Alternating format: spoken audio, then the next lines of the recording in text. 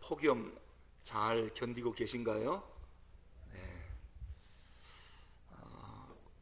곧 서늘한 가을이 옵니다. 내일이 입추입니다. 천하 없어도 입추 지나면 더위는 이제 갑니다. 잘 견디셨습니다. 우리 찬양대 옷 벗으세요. 시원하게. 다 벗겨줘요, 서로가. 그래서 시원하게 앉으십시오. 앞으로 예배당에 오면 예배당이 시원해야 되거든요. 집에 갈 마음이 안 생길 정도로 시원해야 되는데 앞으로 한 달이 들어가면 꽁꽁 얼려놓겠습니다. 그래서 교회 오면 시원해야 됩니다. 겨울에는 따뜻해야 되고. 오늘 창세기 12장 말씀을 통해서 너는 복의 근원이 될지라 라고 하는 제목으로 하나님 말씀을 증거하겠습니다. 독일의 대표적인 시인이며 소설가인 헤르만 헤세를 우리는 너무도 잘 알고 있습니다. 우리 고등학교 시절에 헤르만 헤세 시를 하나 외우지 않은 사람이 없을 정도로 유명한 시인이지요. 그가 쓴 소설 가운데 어거스터스라고 하는 소설이 있습니다. 어거스터스. 그 소설에 나오는 이야기 한 토막을 하면서 오늘 설교를 시작하려고 합니다. 어떤 부부가 아주 오랫동안 자녀가 없었습니다. 얼마나 초조하게 아기를 기다리는지 마침내 기다리던 아들을 낳았습니다. 온 집안이 기뻐하죠. 애를 못 낳았던 산모는 말할 것도 없이 기뻐했지요. 그러던 어느 날 밤 꿈속에 신비하게도 어느 한 노인이 나타납니다. 그 산모에게 뭐라고 이야기하느냐? 이 아이를 위한 소원을 한 가지 말하라. 내가 들어주리라. 그래서 이 산모가 생각하기를 무슨 소원을 빌까 고민하다가 드디어 한 가지 소원을 생각해냈습니다. 지금 낳은 이 아이가 앞으로 살아가면서 모든 사람들에게 사랑을 듬뿍 받는 아이가 되게 해주십시오. 이제 아이가 자라면서 그 엄마의 소원대로 부모님 사랑은 말할 것도 없고 형제들의 사랑을 듬뿍 받고 자랍니다. 학교 가니 선생님의 사랑을 받고 있고 이웃의 사랑을 받고 있고 아무튼 엄마의 소원대로 이 아이는 사랑을 독차지하며 자라고 있었습니다. 그러던 후에 이 노인이 다시 나타났습니다. 그러면서 묻기를 그래 만족하는가? 이제 또 다른 소원은 없는가? 그러자 이 어머니가 처음 했던 소원을 바꾸어서 다시 요청을 했습니다. 왜냐하면 이 아이가 자라면서 가만히 보니까 사랑만 받기만 하니까 자기는 당연히 사랑받아야 되는 사람인 줄로 착각하더라는 거예요. 그래서 결국 아주 이기적이고 자기중심적이고 교만하고 걷잡을 수 없을 정도로 극단적인 정신적 미숙아가 되더라는 겁니다. 그래서 이 어머니가 소원을 바꿔서 이 노인에게 다시 요청을 했습니다. 이제는 이 아이가 사랑받기보다는 사랑할 줄 아는 사람, 사랑을 베풀 줄 아는 사람이 되게 해주십시오 라고 소원을 요청하게 됩니다. 그러면서 그 소설이 끝이 납니다. 이게 어거스터스라고 하는 책의 내용입니다. 여러분, 헤르만 헤세가 이 글을 통해서 독자들에게 어떤 교훈을 주고 싶었을까요? 아마 이 주제를 놓고 토론하면 오늘 재미난 토론이 오고 갈 것입니다. 성도 여러분은 우리 인간의 참된 행복이 어디 있다고 생각하십니까? 흔히 사람들은 행복은 내 소원대로 이루어지면 행복하겠지 라는 생각을 합니다. 그래, 소원이 뭡니까? 물어보면 출세해야지요. 명예 얻어야죠. 어쨌든 물질은 많고 봐야지요. 그리고 몸 건강하면 행복 아닙니까? 그래서 그것을 소원으로 삼고 있습니다. 자, 그렇다면 성도인 여러분은 우리의 진정한 행복이 어디 있다고 생각하십니까? 세상 사람들처럼 출세하고 명예 얻고 물질 많고 건강하면 행복할 거다. 그런 생각을 갖고 있습니까? 아니면 또 다른 생각을 갖고 있습니까? 오늘 8월 첫 주일입니다. 우리가 1월 처음 시작할 때 소음구 영신 예배를 드리면서 1년 기도 제목을 써서 제출했습니다. 제가 늘 제 서재에 놓고 성도들의 기도 제목을 읽으면서 중보하며 기도하고 있는데요. 그 기도 내용을 그것이 곧 1년 동안 이루고 싶은 소원의 제목이 아니겠습니까? 그런데 대부분 성도들의 기도 제목이 뭐냐?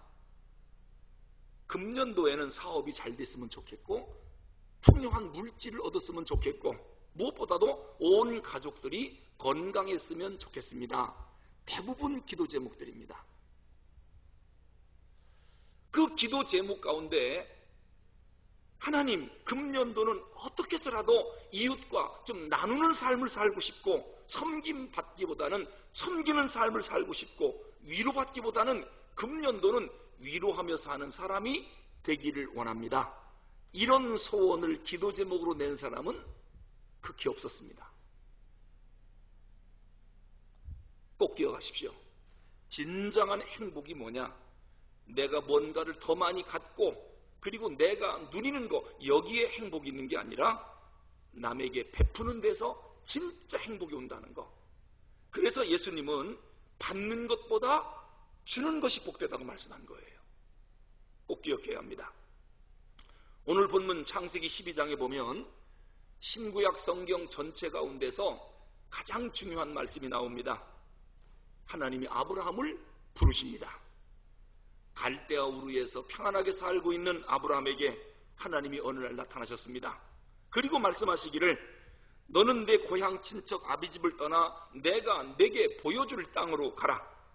이렇게 명령하시면서 그에게 약속을 하나 주십니다. 만약에 그렇게 하면 내가 너로 큰 민족을 이루고 내게 복을 주어 내 이름을 창대케 하리니 너는 복이 될지라. 땅의 모든 족속이 너로 말미암아 복을 얻을 것이니라.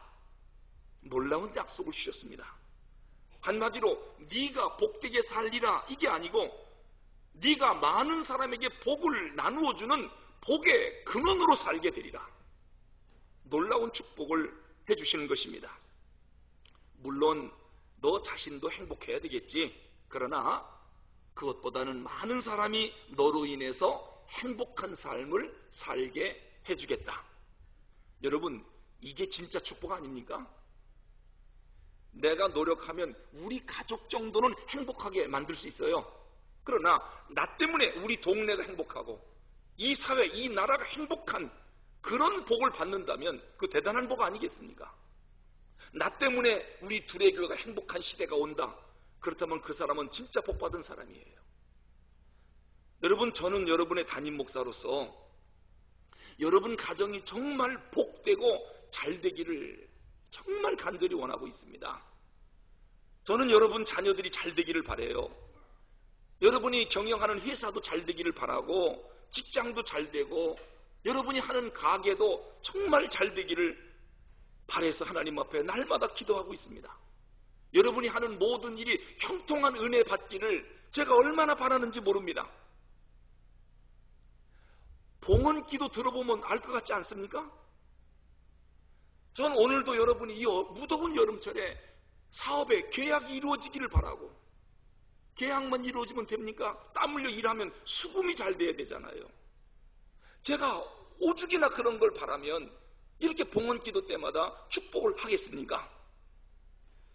저는 기복주의자가 결코 아닙니다.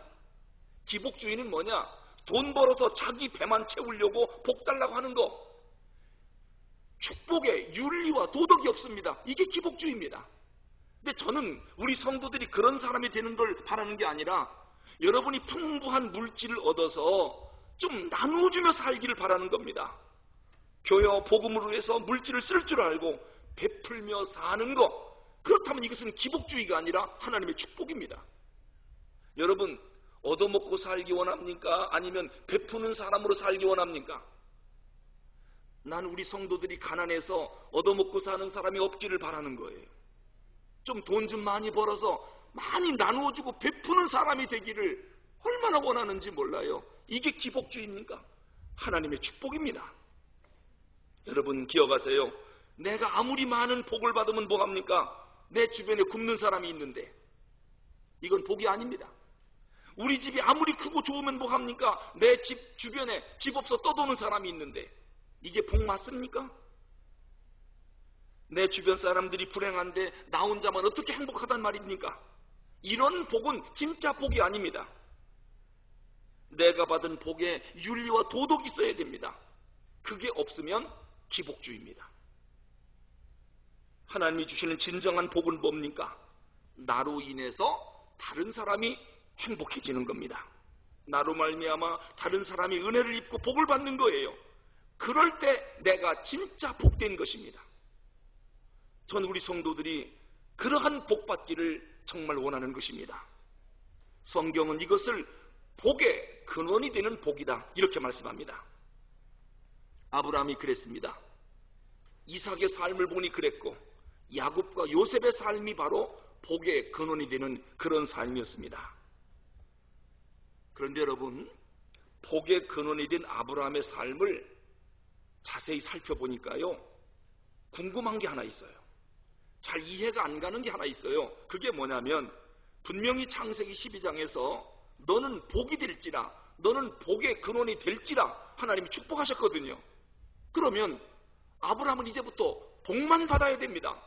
그런데 아브라함의 일생을 보면 한평생 발붙일 땅 한 평 없었습니다. 나그네로 살았거든요. 그렇다고 아브라함에게 자식이 많으냐? 자식도 없었어요. 아니 100세의 아들 하나 나면 이게 무슨 복입니까? 출세, 권세, 명예, 아브라함에게 그런 거 없습니다. 한평생 천막을 지고 다니며 나그네의 삶으로 이리 방황하고 저리 방황하고 이런 삶을 살았어요. 그런 그가 무슨 복의 근원입니까? 아무리 생각해도 이런 복은 별로 받고 싶지가 않은 거예요. 그래서 잘 이해가 안 가기 때문에 아브라함의 일생 전체를 한번 면밀히 살펴봤더니 결과적으로 볼 때 아브라함은 제대로 복받은 사람이에요. 저는 아브라함과 같은 정말 복을 받고 싶어요. 아브라함 때문에 모든 민족, 모든 나라, 모든 백성이 복을 받았거든요. 여러분, 신약 성경이 어떻게 열립니까? 마태복음 1장 1절에 보면 아브라함과 다윗의 자손 예수 그리스도의 세계라. 아브라함의 후손 중에 누가 나오느냐? 예수님이 나와요. 그러니까 아브라함을 통해서 예수 세계가 이루어져서 이 땅에 구원이 오게 된 겁니다. 그래서 모든 민족, 모든 나라, 모든 백성들이 구원의 복을 받게 됐습니다. 세상에 이런 복이 어디 있겠습니까? 정말 복의 근원이 되리라고 하는 이 말씀대로 아브라함을 통해서 이루어졌습니다. 여러분 후손 가운데 예수 세계를 이루는 그러한 축복이 있기를 주님의 이름으로 축원합니다. 돈 몇 푼 벌었다, 땅 좀 얻었다, 시시하게 그런 것으로 복으로 생각합니까? 내 후손을 통해서 온 세상이 구원을 받게 됐다. 복을 받으려면 이 정도는 받아야지요. 이게 복의 근원 아니겠습니까? 일본에 하루야마 시게오라고 하는 의사가 있습니다. 그 의사가 아주 유명한 의사인데요, 책을 썼습니다. 책 제목이 뭐냐면 우리나라에 번역이 됐지요. 뇌내 혁명이라고 하는 책입니다. 제 서재에도 있는데요, 1, 2권으로 되어 있습니다. 물론 신앙적인 책은 아니지만 한 번쯤 읽어볼 만한 책입니다. 비소설계 부분에서 최고의 베스트셀러였거든요. 뇌내 혁명. 하루야마 시게오가 그 책에서 뭐라고 말하냐면 사람에게 제일 중요한 복이 뭘까? 사람에게 가장 중요한 복이 뭘까? 그는 의사라서 그런지 그건 건강이다 그렇게 얘기했어요. 건강. 왜요? 아픈 사람을 많이 보니까 건강한 게 가장 큰 복이더라는 거예요. 병들고 나니까 행복이고 뭐고 다 소용없더라는 거예요. 부자면 뭐합니까? 돈이면 뭐합니까? 명예 뭐합니까? 내일 죽는데. 그래서 그는 의사 입장에서 사람에게 가장 큰 복은 건강이다 그렇게 말하는 거예요. 그러면서 어떻게 하면 사람들이 건강하게 살 수 있을까? 평생 의사로서 여기에 관심이 많았다는 거죠. 이 뇌내혁명이라고 하는 책이 바로 그것을 연구한 책입니다. 어떻게 하면 평생 건강하게 살아 행복할 수 있을까? 그런데요, 사람들이 의사에게 물어본답니다. 건강의 비결이 뭡니까? 그러면 하루야마 시게오는 늘 이렇게 대답했답니다. 건강하게 살기 원한다면 첫째, 피곤치 않게 살라. 여러분, 무슨 일이든지 무리하지 말고 지나치게 몰두하지 말고 피곤하지 않게 살아야 된다. 그래야 건강하다는 거예요. 그리고 두 번째는 적절하게 잠을 자라. 잠을 설치면서까지 뭔 일을 해보겠다. 이건 미련한 짓이라는 겁니다. 잠을 잘 자야 건강해진다는 거예요. 세 번째는 식욕을 절제하라.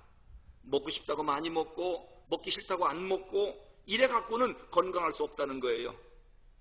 식욕을 절제할 줄 알아야 된다. 그리고 네 번째는 화를 내지 마라. 하여튼 화를 내는 건 건강에 안 좋답니다.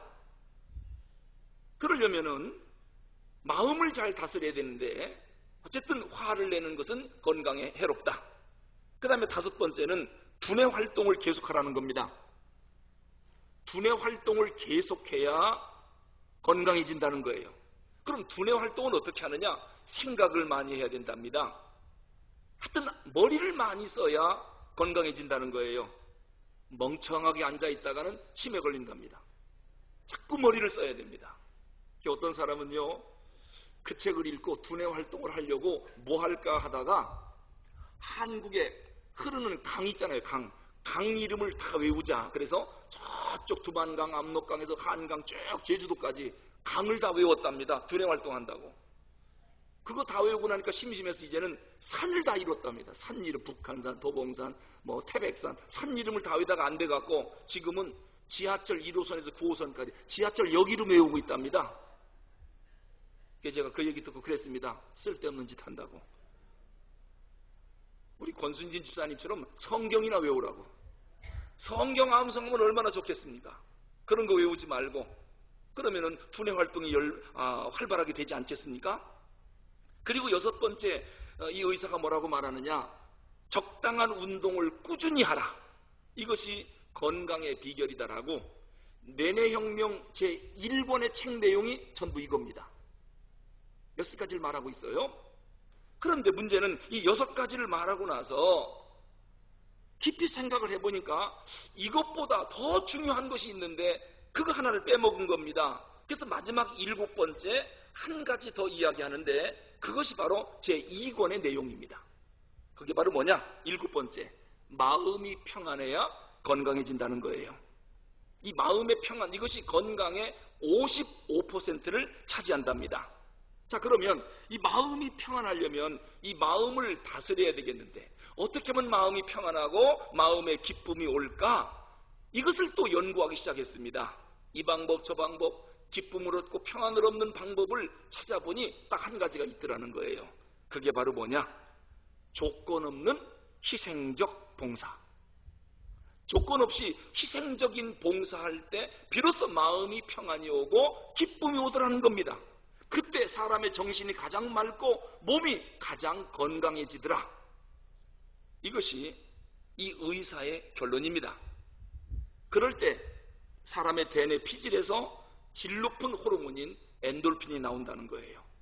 그러면 몸에 해로운 아드레날린 호르몬이 안 나와서 병균도 이기고 건강할 수 있다. 이것이 뇌내혁명 제2권이 말하는 거예요. 오늘 1권, 2권, 또 어거스터스 책 3권 읽었습니다. 안 읽어도 될 거예요. 제가 얘기 다 했으니까. 이제 여러분이 알아서 하십시오. 희생적 봉사, 조건 없는 섬김, 베풀지 않으면 마음의 평안과 진정한 행복은 얻기 어렵다라고 하는 것입니다. 그래야 건강도 지키고 모든 것을 지킬 수가 있다라고 하는 거죠. 근데 요즘 보면 우리 마음을 불안하게 하는 슬픈 이야기들이 얼마나 많은지 모릅니다. 정치계를 보든 교육계를 보든 어제도 헤매고 있더라고요. 경제계를 보든 문화계를 보든 특히 종교계를 봐도 좋은 이야기보다는 그저 물고 찢고 싸우고 시기 질투하고 거짓말하고 음해하고 중상모략하고 책임 있으면 무조건 다른 사람에게 지우고, 그러니 원망하고 비판하고, 한마디로 총만 안 들었지 전쟁입니다. 언제까지 우리가 이래야 되는가? 이러고도 이 땅에 복이 임하기를 바라는가? 여러분, 이렇게 답답하고 괴로운 세상을 하나님이 하늘에서 보시면서 어떻게 생각하실까? 그런 생각이 듭니다. 어떻게 생각하면 이 공의로우신 하나님께서 천지개벽을 해서라도 화끈하게 잘못된 현실을 고치고 새롭게 개혁하면 쉬울 것 같은데, 성경 어디를 봐도 하나님은 그런 방법으로 세상을 변화시키지 않아요. 만약에 지가 하나님이라면 하루아침에 뒤집어 볼 겁니다. 깨끗하게 정리하고 멋지게 시작할 것 같은데 왜 하나님은 그렇게 안 하실까? 공의로우신 하나님이 왜 불의를 보고 그냥 놔둘까? 그런데요, 성경을 보니까 세상을 변화시키는 하나님의 방법이 있더라고요. 그건 다른 게 아니라 우선 한 사람을 택합니다. 한 가정, 한 민족을 택하셔서 그를 통해서 서서히, 아주 서서히 겨자씨 비유나 씨 뿌리는 비유처럼 아주 조용하게 변화와 개혁을 이루는 구원의 역사를 우리가 보게 됩니다. 창세기 12장은 선택 교리인데요, 하나님은 모든 백성을 구원하시려고 한 사람을 택하셔요. 그게 누구냐면 아브라함입니다. 선택받은 그로 하여금 하나님의 사람으로 하나님과 동행하며 하나님의 증인으로 살아가길 원하십니다. 하나님은 그 한 사람을 통해서 많은 사람이 구원받기를 원하십니다. 이것이 하나님의 인격적인 구원 방법입니다. 하나님의 구원은 우리가 생각하는 것처럼 한 번에 뒤집어 엎는다든지 어떤 물리적이거나 기회적이거나 운명적이거나 천지를 개벽시켜서 이루시는 구원 방법, 그런 게 아닙니다. 정말 인격적이고 한 사람 한 사람을 변화시키고 중생시키고 가르치고 바로잡아서 그 역사가 그 사람을 통해 파급되고 또 그 사람을 통해 파급되고 그래서 위대한 구원의 역사를 이루어나가는 것, 이것이 하나님의 인격적인 구원 방법이시다. 이게 성경입니다. 자, 노아 홍수를 볼까요? 많은 사람이 범죄했습니다. 하나님이 인간 만드신 걸 후회하셨거든요. 그냥 두고 볼 수가 없습니다. 그래서 하나님은 결심했습니다. 내가 홍수로 지면을 쓸어버리리라. 자, 그럼 어떻게 하면 됩니까? 간단하지요. 홍수를 내려서 지면을 쓸어버리면 일주일이면 끝납니다. 다 죽습니다. 그런데 하나님은 그 쉬운 방법을 왜 모릅니까? 그렇게 안 하셔요. 홍수로 심판하겠다 결심을 하고, 그리고 나서 노아라고 하는 사람을 택합니다. 그리고 노아에게 명령합니다. 노아야, 아라랏산 꼭대기에 방주를 지어라. 방주는 네 맘대로 하지 말고 이런 방법, 크기, 재료 다 알려줍니다. 무려 몇 년을 짓게 하느냐? 120년 동안 배를 짓게 만들어요. 여러분, 심판하겠다는 거예요, 안 하겠다는 거예요? 홍수로 지면을 쓸어버리겠다 결심했으면 하루아침에 끝나면 될 거 아닙니까? 120년간 배를 지으래요.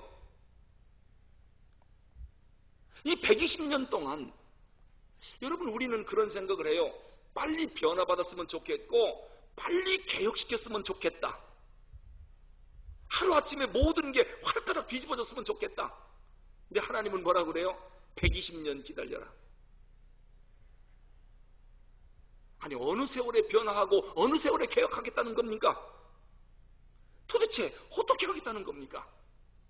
그래서 생각을 해보니까요, 이 120년이라고 하는 시간은 단지 방주 만드는데 120년 걸렸다, 그런 의미만 아니에요.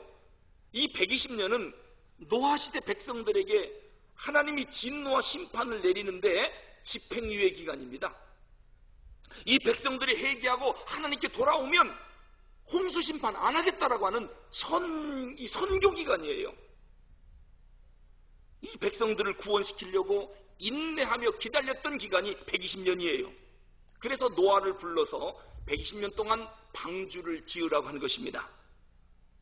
노아의 8식구를 통해서 하나님은 백성들이 감동받고 점점점 감동이 확산돼서 죄를 회개하여 하나님의 진노를 면하고 모두가 구원받기를 원하시는 하나님의 경륜이었습니다. 그런데 백성들은 회개하지 않았죠. 하나님의 진노를 피할 수가 없었습니다. 그래서 단지 노아의 8 식구만 구원받았고 나머지 모두는 홍수로 멸망당했습니다.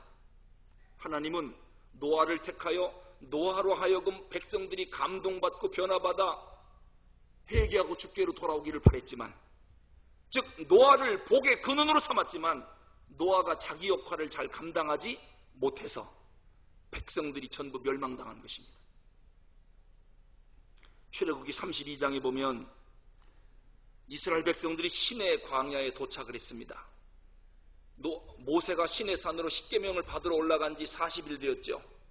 백성들은 지도자가 안 보이니까 금목걸이, 금반지 전부 모아서 금송아지를 만들어 뭐라고 고백합니까?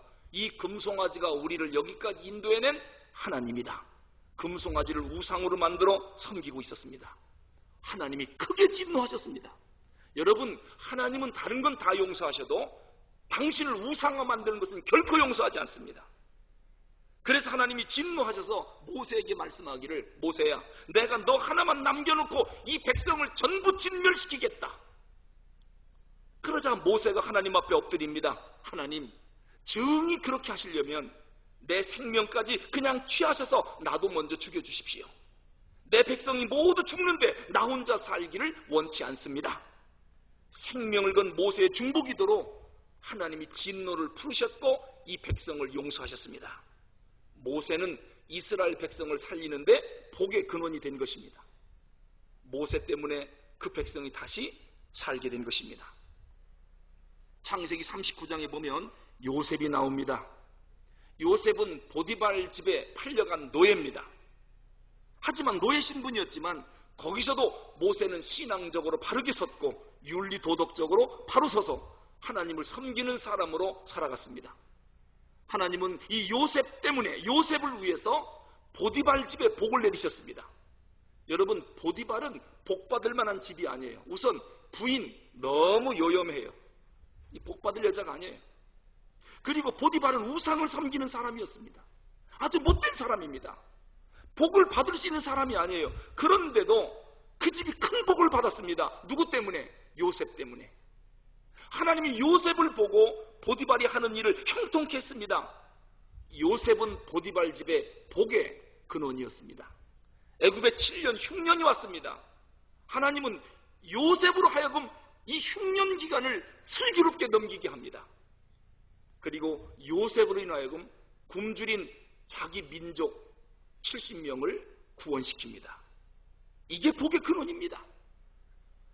사도행전 27장에 보면 로마로 가는 배 한 척이 있었습니다.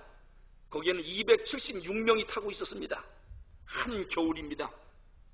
여러분, 그 지중해 무서운 유라굴로라고 하는 광풍이 겨울이면 반드시 일어납니다. 이 배가 그 겨울바다를 지나갈 때 유라굴로 광풍이 일어났습니다. 배가 이건 뒤집힐 수밖에 없습니다. 난리가 났습니다. 그 배를 탄 선장, 백부장, 선주, 아주 못된 사람들입니다. 그들을 보면 이 배는 뒤집어져야 합니다. 그런데도 하나님이 뭐라고 말씀합니까? 바울아, 네가 가이사 황제 앞에 서야 한다. 네가 로마 땅에 가서 복음을 전해야 할 사명이 있기 때문에 이 배는 무사할 것이다. 배는 뒤집어져 모두가 죽어야 하는데 거기에 누가 탔습니까? 사도 바울이 탔습니다. 그래서 그 배가 무사히 멜리데 섬에 도착해서 그 겨울을 낳고 그 다음 해에 로마에 도착을 합니다. 그 배에 복의 근원된 사도 바울이 탔기 때문에 그 배가 구원받은 것입니다. 창세기 19장에 보면 소돔과 고모라가 멸망할 때 하나님이 아브라함에게 뭐라고 말했습니까? 소돔 땅에 의인 10명만 있으면 용서하겠다. 의인 10명을 찾았습니다. 못 찾았습니다. 그래서 유황불로 망했습니다. 우리는 소돔 땅이 왜 망했는가 하면은 죄 때문에 망했다 그럽니다. 죄 때문에 망할 것 같으면 우리 사회도 망했어야 됩니다. 죄 없는 세상이 어디 있습니까? 역사상 죄 없던 때가 있었나요? 의인이 없어서 망한 것입니다. 죄 때문에 망한 게 아니라 의인이 없어서 망했습니다. 예레미야 5장 1절에 보면 너는 이 거리를 왕래하며 하나님을 찾는 사람 하나를 만나라. 그 한 사람만 있어도 이 예루살렘 성을 용서하리라. 죄악으로 가득 찬 이 큰 예루살렘 성 안에 의인 하나만 있으면 내가 이 성을 멸하지 않겠다. 의인 하나가 없어서 예루살렘 성이 망하고 말았습니다. 소돔 땅에 의인 10명, 예루살렘 성에 의인 1명, 이 사람이 나라와 백성을 살리는 복의 근원인 것입니다. 망해가는 세상 의인 하나가 있으면 하나님은 그 사람 때문에 세상을 멸망시키지 않습니다. 왜요? 그가 복의 근원이기 때문이에요. 그 사람만 살려놓으면 얼마든지 그 사람의 영향력으로 세상을 변화시킬 수 있다. 하나님은 그걸 기대하는 것입니다. 여러분, 창세기에 노아 홍수 사건을 신학적으로 보면 아주 깊은 의미가 있습니다. 홍수 바로 직전에 어떤 사건이 있었냐면 에녹 승천 사건이 있습니다. 365세 에녹을 하늘로 하나님이 데려가 버렸습니다. 그리고 나서 홍수 심판으로 지면을 쓸어버린 것입니다. 그러면 에녹이 살아있는 동안에는 왜 하나님의 진노와 심판이 안 내렸을까? 에녹 살 때도 지면은 죄악으로 가득 차 있었습니다. 하나님의 심판을 면할 길이 없었습니다. 그런데도 에녹이 살아있는 한 하나님은 그 땅을 심판하지 않으셨습니다. 왜입니까? 에녹이 의인이기 때문입니다. 이게 하나님의 역사입니다. 에녹이라고 하는 한 사람의 의인, 그 사람의 믿음, 진실, 그의 순종을 보시고 하나님은 심판을 내리지 않고 있습니다. 그러다가 그 의인이 세상을 떠나자 의인 없는 세상을 하나님이 물로 심판해버린 겁니다. 이것이 노아 홍수입니다. 하나님은 의인 한 사람이 있으면 그 사람 때문에 당신의 진노를 멈추시고 때로는 분노를 거두시는 분입니다. 그 사람을 통해서 하나님의 의가 확산될 것을 기대하고 있기 때문입니다. 의인 하나만 있다면 그 의인으로 인해서 전체가 언젠간 변화될 것이다. 그거를 기다리는 하나님이십니다. 그 의인 하나가 미칠 영향력, 파급 효과, 이것 때문에 하나님이 진노를 참으신다는 것입니다. 그러다가 의인이 없어지면 심판해버리는 것입니다. 우리 하나님은 의인 하나가 괴로워하고 슬퍼하는 것을 하나님 당신이 원치 않으십니다. 그래서 하나님이 어느 아비를 축복할 때 그 아비 앞에서 그 자녀가 망하게 허락하지 않습니다. 왜냐? 그 아비가 의인이거든요. 그 의인의 눈에서 눈물 나는 것을 하나님이 원치 않기 때문에 그 의인인 아비가 살아있는 동안 자식 망하는 것을 허락지 않습니다. 하나님이 어떤 어미를 축복할 때 그 어미 앞에서 자녀가 망하는 것을 하나님이 허락지 않습니다. 왜요? 그 어미가 의인이기 때문에 의인이 고통스러워하는 것을 하나님이 보지 않거든요. 그래서 여러분, 우리 어미요 아비가 된 우리들이 하나님 앞에 바로 서면 우리 앞에서 우리 자녀들이 망하는 것을 하나님이 허락지 않습니다. 하나님이 반드시 자녀들에게 복을 주는 것입니다. 왜냐? 그 의인이 바로 복의 근원이기 때문입니다. 내가 의인이 되면 우리 자식은 망하지 않습니다. 우리는 축복받은 사람의 대명사로 이삭 이야기를 많이 합니다. 그랄 땅에 그 가뭄이 와서 모든 것이 다 죽어가고 모두가 목말라 죽어갈 때 이삭의 논에서는 우물을 파자 생수가 터져나와 그 해에 그 가뭄의 때에 100배의 소출로 마침내 거부가 됐다. 이삭의 축복을 이야기하는데 하나님은 말씀합니다. 창세기 26장 5절에서 이삭아, 네가 이러한 복을 받은 이유는 너희 아비 아브라함이 하나님의 율례와 법도와 계명을 지켰기 때문이다. 너희 아버지 아브라함이 의인이었기 때문에 이삭아, 네가 복받은 거다. 땅을 파도 생수가 터지고 그 가뭄에도 100배의 소출로도 네가 거부가 된 것은 너희 아비 아브라함 때문이다. 창세기 30장에 보면 밧단 아람이라는 곳에 라반이라고 하는 사람이 나옵니다. 라반이라고 하는 사람은 거짓말도 잘하고 욕심도 많고 또 우상을 숭배하는 사람입니다.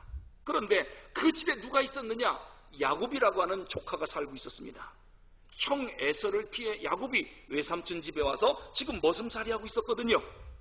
하나님은 야곱이라고 하는 이 사람 하나를 보고 라반의 집에 큰 복을 내리셨습니다. 라반이 얼마나 눈치가 빠른지요. 자기는 복 받을 만한 사람이 아닌데 이렇게 복을 받는 것을 아는 거예요. 그래서 어느 날 야곱에게 말합니다. 야곱아, 나는 복받을 사람이 못 되지만 너 때문에 하나님이 우리 집에 복 주는 것을 내가 깨달았노라. 그러므로 너 우리 집을 떠나지 말라. 복의 근원이 네가 떠나면 안 된다는 것입니다. 얼마나 아름다운 말씀입니까? 야곱은 하나님께 복받은 사람입니다. 바단 아람에서 그의 윤리와 도덕적인 삶이 얼마나 반듯한지 진리 안에서 진실하고 충성된 삶을 야곱이 살았습니다. 그 야곱을 보시고 하나님이 라반의 집에 복을 주셨습니다. 야곱이 바로 복의 근원이기 때문입니다. 요즘 우리 시대를 보면 이런 복의 근원된 지도자가 얼마나 필요한지 모릅니다. 노아와 같은, 에녹과 같은, 야곱, 요셉, 바울과 같은 그런 복받은 지도자 하나가 우리 가운데 있으면 이 시대는 복받습니다. 그런 교회는 복받습니다. 전 아무쪼록 여러분이 그런 사람이 되기를 주님의 이름으로 축원합니다. 여러분 하나 때문에 둘의 교회가 복받았다. 왜 그렇게 못합니까? 나 하나만 바로 서면 우리 가문이 복받습니다. 이 사회, 이 나라가 복받게 되어 있습니다. 내가 복의 근원이라면. 그러한 축복이 있기를 주님의 이름으로 축원합니다.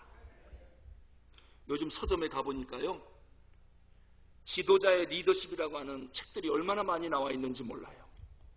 한 코너에 가면 아주 리더십에 관한 책들이 가득 차 있어요. 근데 이런저런 책들을 여러 개를 사서 좀 읽어봤는데요, 공통점이 있더라고요. 요즘 리더십이 어떠한 패턴으로 변하는가를 그 책들을 보니까 알겠어요. 첫째는 리더십 가운데 소유 경영인 리더십이 있답니다. 이게 어떤 사람이냐면 그런 사람들은 이렇게 말합니다. 내가 사장이다, 내가 회장이다, 내가 재벌이다, 이 회사는 내 거다, 내가 왕이다. 그렇기 때문에 갑질한다는 거예요. 그런데 옛날에는 그런 소유 경영인의 리더십이 통했는지 모르지만 지금은 그래 갖고는 안 된다는 거예요. 그래서 요즘 아무리 자기가 사장이고 재벌이라 할지라도 회사에 전문 경영인을 둔다는 거예요. 전문 경영인.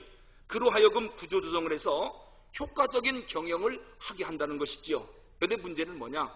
전문 경영인이 나타나면, 그래서 회사를 전문적으로 경영하면 회사의 모든 문제가 해결이 되더냐? 안 되더라는 거예요. 전문가가 와도. 왜냐? 사원들에게요, 기분 좋게 일할 수 있도록, 기쁨과 즐거움과 보람있게 일할 수 있도록 좋은 분위기 만들어주지 않으면 안 되는 시대라는 거예요. 그래서 전문 경영인 위에 인격 경영인이 있다는 거예요. 인격 경영을 하지 않으면 회사 경영이 어렵다는 것입니다. 그런데 저는 한 가지 더 말하고 싶어요. 인격 경영인 위에 신앙적 경영인이 필요합니다. 신앙 경영인. 하나님이 보실 때 하나님 마음에 합한 경영인이 있어야 됩니다. 왜요? 복은 하나님이 주시거든요. 아무리 전문 경영, 인격 경영을 해도 하나님이 볼 때 아니다라고 하면 그건 복을 못 받거든요. 복의 근원은 하나님이시거든요. 신앙적 경영인, 바로 모세와 같은, 아브라함 같은, 노아, 에녹, 야곱, 요셉, 바울과 같은 그러한 신앙적 경영인 하나가 있으면 그 사람 때문에 하나님이 그 가정과 그 회사에 복을 내리시고 그 민족에게도 복을 내리시는 것입니다. 신앙적 경영인, 그가 바로 복의 근원이기 때문입니다. 요즘 저녁 9시 종합 뉴스를 듣고 제가 새벽 설교 준비 끝난 다음에 잠자리에 드는데요. 저녁 9시 종합 뉴스는 제가 꼭 보려고 노력을 해요. 왜냐하면 세상 어떻게 돌아가는가 알아야 되잖아요. 근데 제가 뉴스를 들을 때마다 무슨 생각이 드느냐면, 저녁 9시 종합 뉴스란 무엇인가 저보고 설명하라면 이렇게 얘기할 수 있겠어요. 하루 동안 죄인들이 전국 각지에서 죄 지은 소식을 기자들이 모아갖고 국민에게 보고하는 시간. 이게 저녁 9시 종합 뉴스예요. 왜냐? 좋은 소식이 하나도 없어요. 누가 나쁜 짓 했고, 누가 못된 짓 했고, 누가 죽였고, 사기쳤고, 도망갔고, 감옥 갔고, 재판받고, 구속되고, 전부 그 얘기예요. 그래서 뉴스를 들으면 마음이 편치 않아요. 이런 마음으로 잠자면 어떻게 되겠습니까? 꿈자리가 사납지요. 좋은 이야기보다는 나쁜 이야기, 실망시키는 이야기로 가득 차 있단 말입니다. 그래서 자칫 잘못하면 세상 원망하고 세상이 왜 이런가, 세상 탓하다가 끝나게 생겼어요. 그래서 기도하며 생각해 봤습니다. 이게 과연 세상 탓할 일인가? 남만 탓할 일인가? 세상이 왜 이렇게 돌아가나? 이렇게 원망만 하고 있으면 되겠는가? 그러다가 생각을 바꿨어요. 아니다. 내가 문제다. 내가 복의 근원이 됐다면 내가 속했던 가정, 직장, 내가 속해 있는 사회, 교회, 이 나라가 반듯하게 살지 않겠는가? 내가 복의 근원이 안 되니까 세상이 이 모양으로 가는 거 아니냐? 우리 예수 믿는 1,000만 명이 모두 복의 근원이 된다면 이런 나쁜 소식으로 뉴스를 가득 채우겠습니까? 세상 감동시키는 일 얼마든지 할 수 있거든요. 문제는 내 탓이다. 내가 복의 근원이 안 되니까 세상이 이 모양이구나. 여러분, 너무 세상 탓하지 마세요. 세상이 뭔가 확 달라지기 바랍니까? 그렇다면 내가 먼저 바뀌어야 됩니다. 한국교회가 빨리 개혁되고 뭔가 교회가 확 변화되길 원합니까? 여러분, 개혁과 변화가 그렇게 쉽게 되는 게 아닙니다. 뭘 보면 아느냐? 내가 변화되는 거 보면 알아요. 여러분, 사람 변화된 거예요? 안 변화된 거예요? 사람은 안 변한다, 이런 말이 있을 정도로 사람 변화가 어려운 거예요. 그런데 무슨 개혁이 됩니까? 무슨 변화가 옵니까? 나도 못 변하는데, 나도 안 변하는데 내가 문제입니다. 그래서 너무 조급하게 마음먹으면 안 되겠어요. 조급하게 마음먹는 사람이 일으키는 게 뭐냐? 구태타입니다. 하도 안 변하니까, 하도 개혁이 안 되니까 무력으로, 강제로, 총칼로 사회를 변화시켜 보겠다. 이것이 구태타 아니겠습니까? 그럼 구태타 일으키면 세상이 변하든가요? 사람이 달라지든가요? 그거 갖고 되는 게 아닙니다. 우리 하나님 보십시오. 하나님은 세상을 변화시킬 때 어떻게 하는가? 한 사람을 택해요. 그게 아브라함이잖아요. 오늘 우리들이에요. 그리고 우리가 변화되기를 기다려요. 노아 때는 120년 기다렸어요. 네가 변해야 된다는 거예요. 그리고 네가 변화된 모습으로 너희 가정을 감동시키고, 너희 가정이 변화됨으로 너희 이웃이 변화되고, 세상이 달라지고, 교회가 달라지고, 누구로부터? 너부터. 그런데 너는 변하지 않으면서 뭔 놈의 개혁이며 변하며 소리를 지르고 있느냐? 모든 문제는 너부터다, 나부터다라고 하는 거예요. 그래서 남 탓하지 말자. 내가 감동을 안 줘서 세상이 이 모양이고 교회가 이 모양이구나. 결국은 나의 문제로 돌아오는 거예요. 내가 복의 근원만 됐다면 세상이 이렇지 않고 교회가 이렇지 않을 텐데. 그러므로 나 자신이 먼저 기도의 사람, 진실한 사람, 믿음의 사람, 순종의 사람, 헌신의 사람, 하나님이 기뻐하시고 하나님이 함께하는 복의 근원이 되면 우리 가정도, 이 사회도, 교회도, 이 나라도 복을 받을 텐데 하나님 나를 용서해 주십시오. 이것이 진실한 사람의 신앙 고백입니다. 그래서 하나님 우리에게 말씀하시는 거예요. 너는 복의 근원이 될지라. 네가 먼저 복의 근원이 되라. 기도.